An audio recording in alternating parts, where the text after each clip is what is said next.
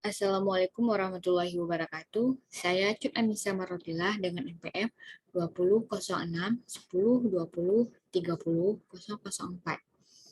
Baiklah, pada video kali ini saya akan membahas siapa itu William Shakespeare, bagaimana latar belakangnya, dan menganalisis satu karyanya. Video ini bertujuan untuk memenuhi tugas final mata kuliah Pengetahuan Bahasa dan Kesusastraan Dunia Perancis-Inggris dengan dosen pengampu Bapak Ismullah. Baiklah, langsung saja kita mulai.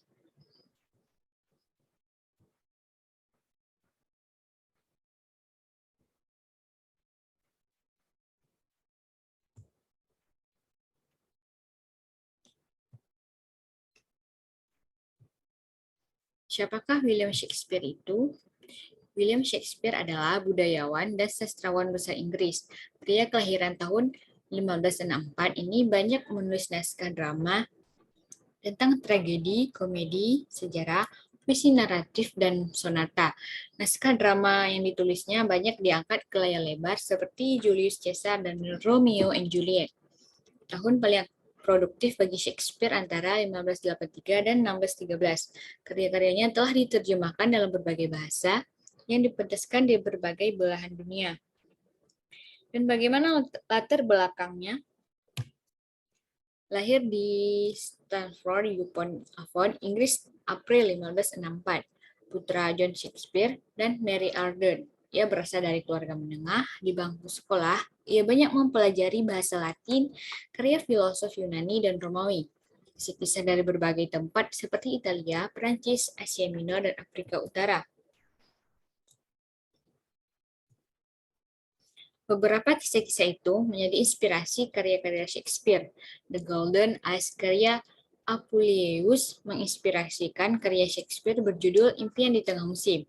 Romeo dan Juliet adalah kisah abad ke-16 oleh Luigi dan Porta dari Italia yang bersumpah bahwa cerita tersebut adalah berdasarkan cerita nyata. Shakespeare kemudian pergi ke London berkarir dalam dunia teater dan penulis drama. Ketika usianya menginjak 30-an, Shakespeare sudah dianggap penulis drama Inggris terkemuka. 10 tahun kemudian, dia juga membuahkan karya-karya besar seperti Julius Caesar, Hamlet, Othello, Macbeth, dan King Lear. Pada awal 1590-an, William Shakespeare telah menjadi seorang penulis drama dan aktor terkenal di London. Tanggal 28 November 1582, Shakespeare menikah dengan Anne Hathaway yang berumur 8 tahun lebih tua. Mereka dikaruniai 3 anak, Susanna, dan si kembar Hamlet dan Judith. Shakespeare menjadi aktor sangat populer. Ratu Elizabeth I dan Raja James I bahkan sangat menyukai karya-karyanya. Pada pemerintahan James I, Shakespeare dan kawan-kawan terkenal dengan sebutan orang-orang raja. Karena Raja James I menjadi penonton setia pentas-pentas drama Shakespeare. Shakespeare bahkan sering pentas di istana kerajaan, di teater Globe, dan di rumah sandiwara mereka. Dan teater Blackfriars. Untuk mendapatkan lebih banyak uang, mereka juga mengadakan tur keliling Inggris. Teater zaman Elizabeth berbentuk bangunan kayu bertingkat. Penonton duduk di ketiga sisi atau berdiri di tengah-tengah lantai. Bagian tengah teater atapnya terbuka karena masa itu belum ada penerangan buatan. Teater Globe selalu ramai dan padat pengunjung. William Shakespeare menulis selama 25 tahun, menghasilkan karya 36 sampai 39 dengan topik beragam, mulai dari romans, komik, hingga perang saudara, dari permainan domestik hingga kejadian politis yang menggegerkan dunia. Shakespeare berhenti menulis pada tahun 1611 dan meninggal dunia tahun 1616. Baiklah, saya akan menganalisis satu karya William Shakespeare, yaitu drama Hamlet. The Tragedy of Hamlet, Prince of Denmark, atau biasanya disingkat Hamlet, adalah sandiwara tragedi karya William Shakespeare yang ditulis sekitar tahun 1599 sampai 1601. Drama ini adalah salah satu tragedi Shakespeare yang terkenal. Tragedi ini menceritakan tentang seorang raja yang meninggal dengan misterius. Jandanya lalu menikah dengan saudaranya. Arwah sang raja menghantui istana kerajaan. Ia ingin anaknya, Hamlet, Untuk membalas dendam, Pangeran Hamlet yang berjiwa sensitif bersumpah untuk membalas dendam dengan segala cara yang akhirnya harus dibayar dengan mahal. Yang pertama itu ada tokoh dan penokohan. Tokoh pertama ada Hamlet. Tokoh utama dari tragedi tersebut adalah seorang pangeran yang cintai dan seorang pemuda yang bijaksana dan melankolis. Bingung dengan kematian ayahnya, Hamlet menjadi lebih tertekan oleh suksesi pamannya Claudius naik tahta dan pernikahan selanjutnya dengan ibunya. Ketika hantu raja, ayah Hamlet mengatakan kepadanya bahwa dia bunuh diri, dibunuh oleh saudaranya Claudius, dan Hamlet harus membalaskan dendamnya. Hamlet menjadi hampir bunuh diri dan terobsesi dengan balas dendam. Selanjutnya ada Claudius. Claudius ada ini antagonis drama. Dia adalah Raja Denmark dan paman Hamlet. Menurut hantu ayah Hamlet, Claudius adalah pembunuhnya.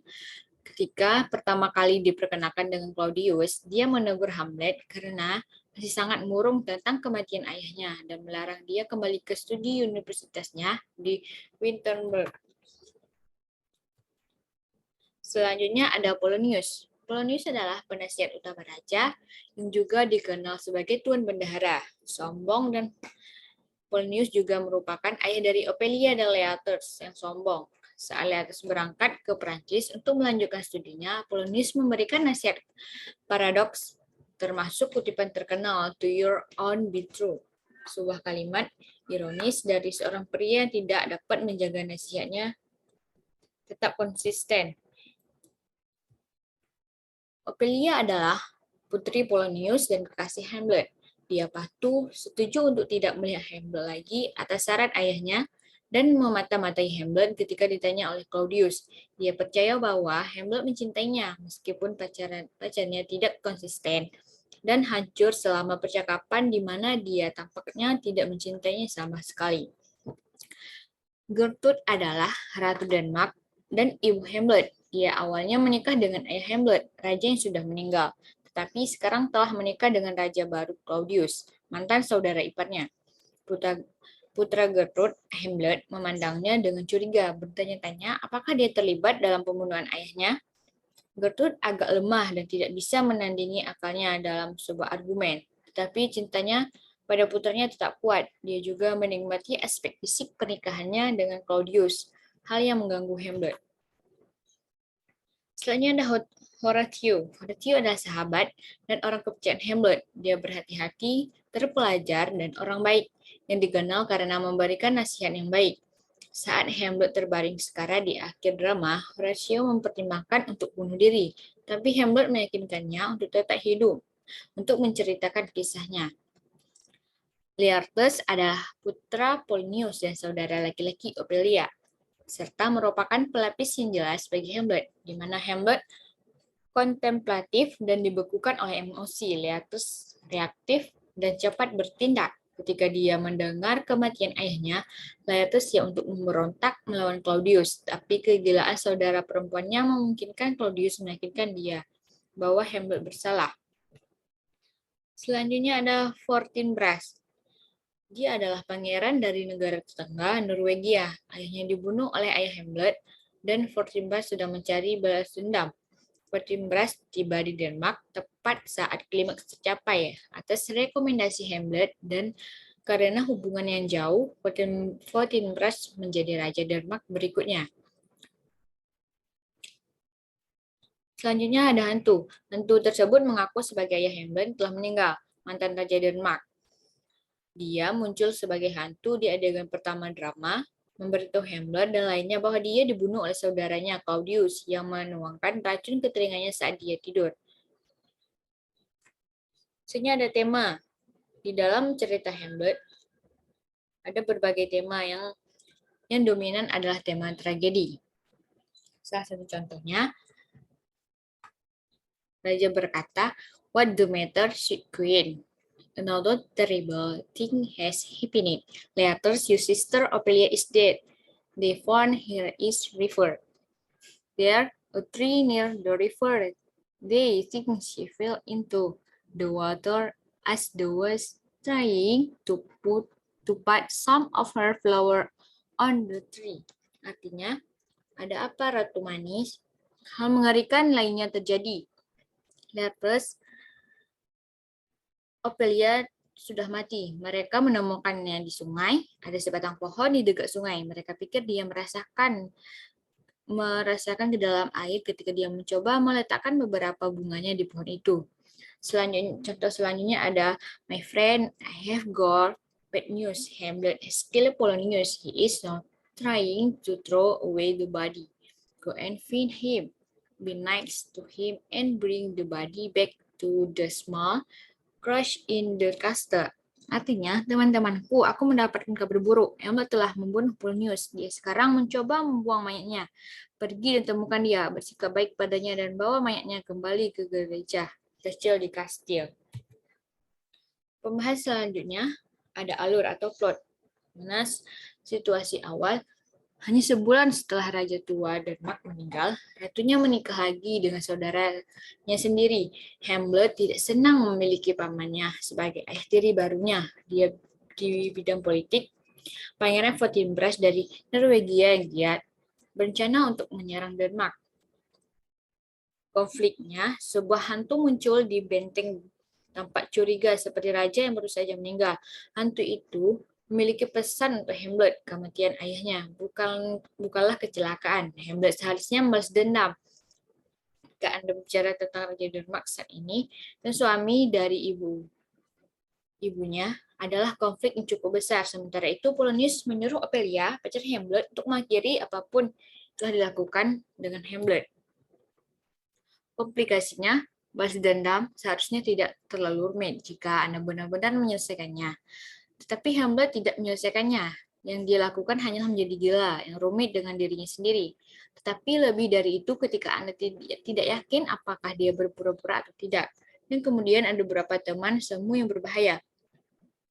Dan Ophelia tidak lagi berbicara dengan Hamlet. Dan akhirnya ada semacam permainan pendeteksi kebohongan yang aneh yang telah dibuat oleh Hamlet, yang seharusnya akan membuktikan apakah King Claudio bersalah karena membunuh mantan raja. Klimaksnya, kami akan memberi Anda dua pilihan untuk klimaks. Play in the play atau konfrontasi Hamlet dengan ibunya. Salah satu cara untuk memikirkannya adalah dengan melihat interaksi Hamlet dengan Gertrude sebagai klimaks emosional lakon, sedangkan lakon di dalam lakon adalah klimaks plot. Bagaimanapun ini adalah titik ketika Hamlet secara definitif tahu bahwa Claudius bersalah. Itu juga tindakan pertama yang dilakukan Hamlet atas nama memajukan balas dendamnya. Namun titik didih emosional dari drama itu terjadi di adegan berikutnya, ketika Hamlet menyerang Gertrude dan menusuk Polonius. Ketegangan meningkat ketika kita bertanya apakah Hamlet akan mati atau setelah perjalanan ke Inggris. Kami merasa lebih tegang saat Claudius dan Leatus merencanakan kematian pangeran kami.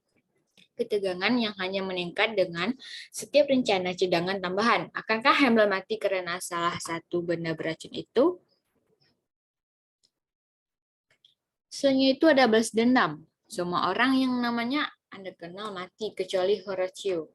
Berbicara tentang seperti biasa, setelah 4 tindakan penundaan, semua orang akhirnya membalas dendam. Semuanya dalam waktu sekitar 5 menit, dalam duel yang tidak terlalu bersahabat, Laertes berhasil melukai Hamlet dengan pedang beracun yang kemudian digunakan Hamlet untuk melukai kembali Laertes. Untuk membersihkan semua ujung yang longgar, Gertrude meninggal karena keracunan dan Hamlet membunuh Claudius. Jadi kesimpulannya, Horatio, teman Hamlet pada dasarnya, adalah satu-satunya aktor ekuitas yang masih berdiri. Jadi dia bisa menjelaskan kepada Pangeran Fortinbras dari Norwegia mengapa ada mayat berserakan di lantai, dan karena tahta kosong, Fortinbras hanya akan membantu dirinya sendiri. Akhir yang bahagia bukan untuk Hamlet, tapi ini mungkin akhir yang bagus untuk Denmark karena Fortinbras adalah jenis yang tepat yang dibutuhkan kerajaan. Jadi pesan moral yang dapat diambil dari cerita ini adalah hendaknya kita tidak melakukan suatu perbuatan curang dan jahat sehingga merugikan orang lain. Dan juga hidup ini harus jujur, tidak berkhianat, apalagi balas dendam terhadap sesama. Mungkin hanya sekian yang dapat saya sampaikan. Lebih dan kurang saya mohon maaf. Saya akhiri. Wassalamualaikum warahmatullahi wabarakatuh.